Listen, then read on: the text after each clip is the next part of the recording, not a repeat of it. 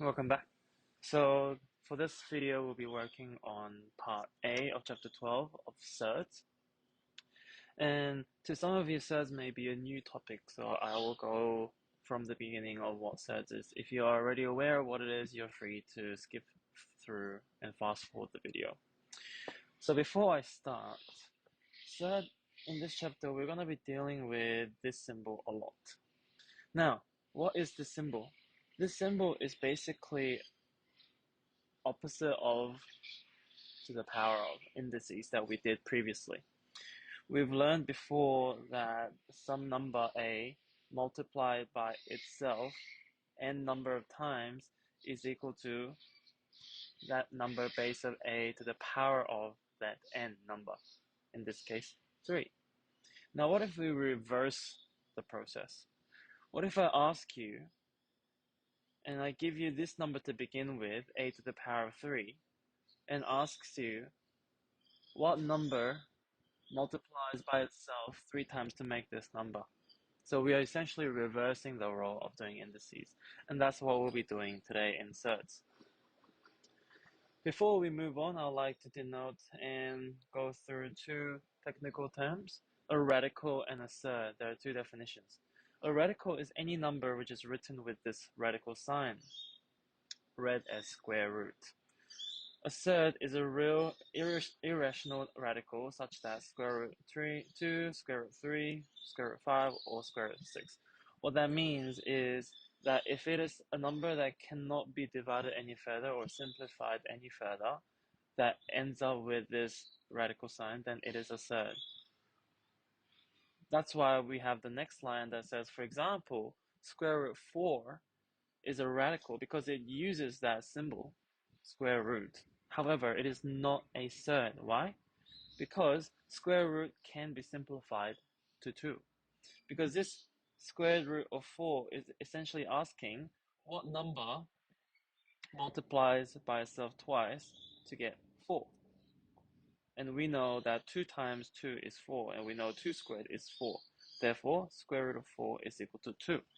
So it can be simplified further down to a number that doesn't use a radical sign. Therefore, it is not a surd, it is a radical.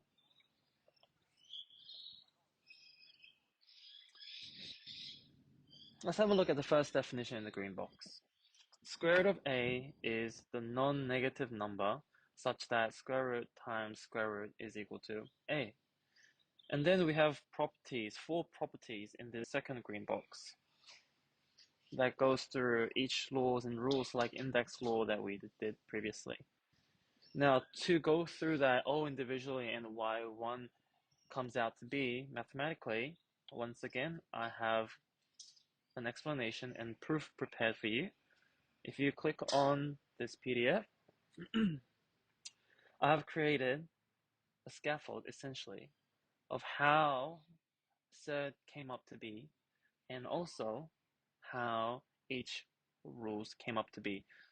So now I would like you to just stop the video for just a little bit and then open that document and have a good read through that document.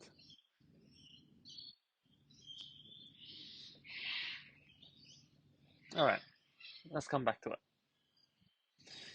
Now, in this chapter, we're going to be using these 4 laws to simplify as much as we could.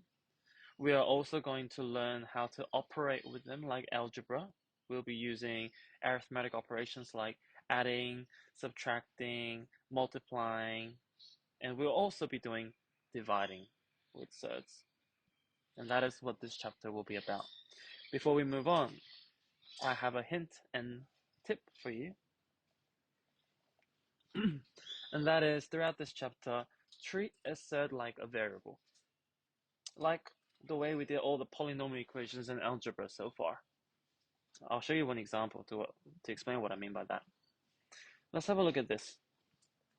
2 square root 2 plus 2 square root 2. Now, it is a form that some of you may not have seen before or not too sure what it means. Which is why I said, now this is a surd because it has a radical sign and it can't be simplified any further. Now let's just treat it like a variable, a pronumeral. Let's say x. Let's suppose that square root 2 is x, and just substitute x instead of square root of 2.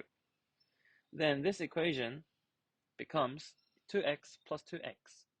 Now what is 2x plus 2x? We know it's a 4x. Now we substitute x back to square root, and then we get 4 square root 2. And therefore, 2 square root 2 plus 2 square root of 2 is equal to 4 square root of 2. It seems simple enough, right? We'll be doing more of these kind of examples in the next video with a more detailed demonstration.